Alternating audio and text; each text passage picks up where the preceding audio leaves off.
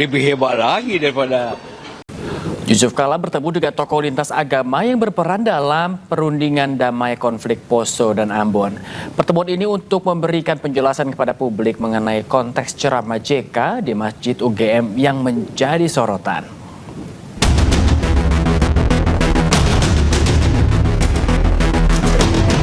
Semua tokoh yang ikut dalam perundingan damai konflik Poso dan Ambon sepakat bahwa isi ceramah Yusuf Kala di Masjid UGM tak ada kaitannya dengan penistaan agama. Mulai dari ustadz hingga pendeta hadir dalam pertemuan ini. Ceramah JK dinilai sebagai analisis sosiologis tentang realita konflik yang terjadi pada saat itu. Dan apa yang disampaikan oleh Pak JK, ya kurang lebih kalimatnya tentang berkonflik dengan alasan sahid itu memang terjadi dalam konflik itu. Seperti tadi Pak Pendeta katakan, itu memang benar-benar terjadi dalam realitas itu.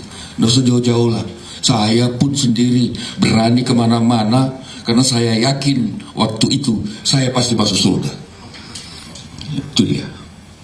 Dan banyak orang waktu itu ya minta didoakan, dan kami pakai jubah dan mendoakan mereka karena mereka yakin bahwa membunuh orang dan terbunuh pun akan masuk surga. Itu yang terjadi pada waktu itu. Tapi kemudian ketika Pak JK atas inisiatif beliau yang kami tahu berulang kali menyampaikan kepada kami di Poso melalui berbagai tahapan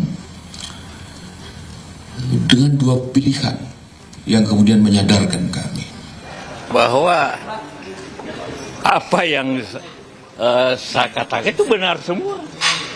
Mereka mengaku bahwa lebih hebat lagi daripada keadaan, lebih susah lagi. Jadi apa yang saya sampaikan ya keadaan pada waktu itu.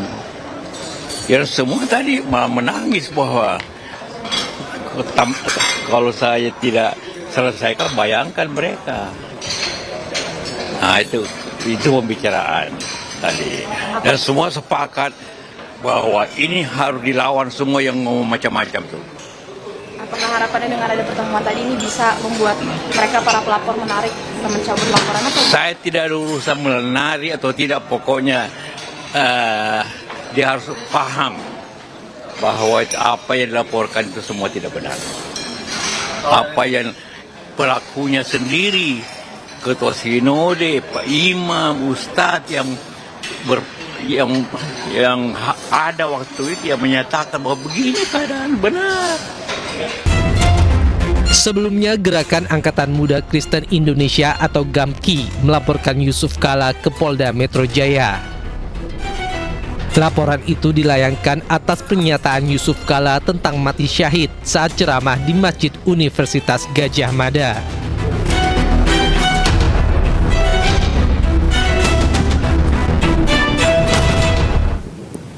Konflik kekerasan di tanah Papua terus meningkat signifikan. Puluhan kasus terjadi dengan ratusan korban jiwa dari berbagai elemen masyarakat. Anggota DPD RI setanah Papua pun mendesak langkah nyata dan menyeluruh untuk menghentikan siklus kekerasan tersebut.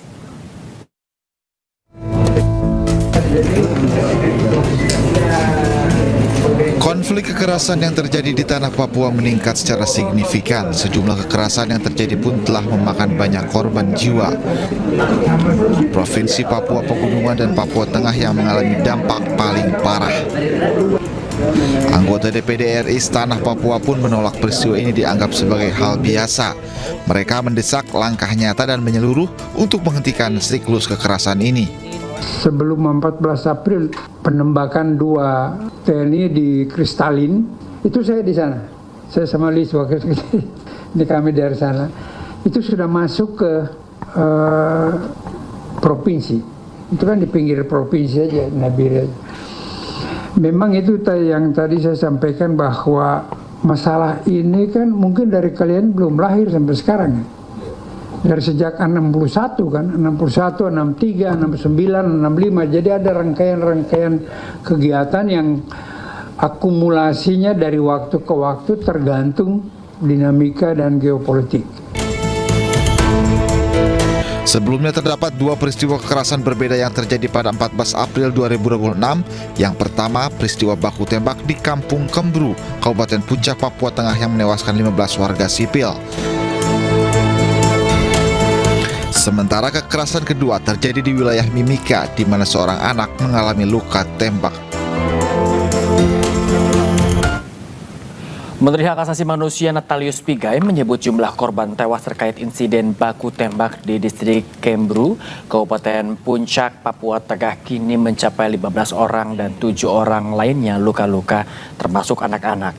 Pigai pun menegaskan peristiwa yang terjadi pada 14 April 2026 tersebut harus segera diungkap secara terang benderang. Kami dapatkan 15 orang meninggal dunia akibat serangan di Kembru. 15 orang meninggal dunia serangan di Kembru tersebut. Kemudian 7 orang luka-luka dan mereka yang menjadi korban ini sedang dalam pendalaman, pencarian data, fakta, informasi dan bisa mengalami perkembangan lebih lanjut. Kuasa hukum Roy Suryo CS Refli Harun menyoroti restoratif justice yang diterima Rismon Sianipar.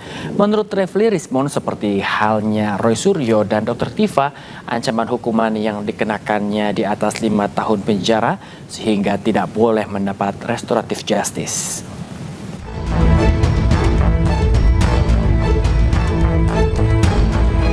Polisi mengabulkan permohonan restoratif justice Rismon Sianipar terkait kasus tudingan ijazah palsu Presiden ke-7 RI Joko Widodo.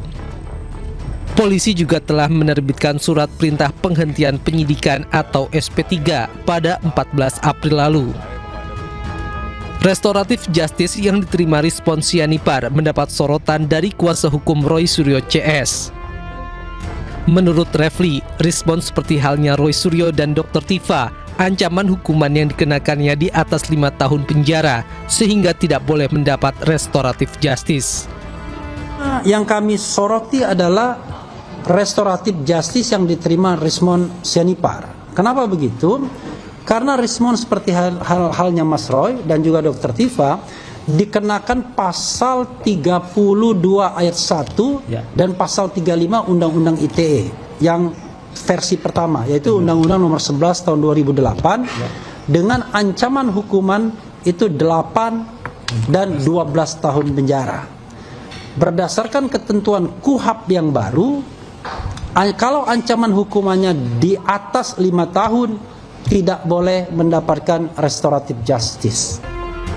Selain menyoroti restoratif justice Rismon, kuasa hukum Roy Suryo juga mempertanyakan pengembalian berkas ke Kejati DKI Jakarta yang sebelumnya dinyatakan tidak lengkap.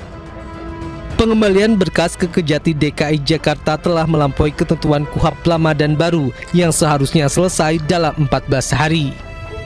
Namun hingga 21 April atau 2 bulan lebih, Kejati DKI belum menerima berkas yang sudah diperbaiki. Dari Jakarta, Tim Liputan iNews melaporkan. Gak sempet baca? Dengerin aja, klik icon text to speech di okezone.com.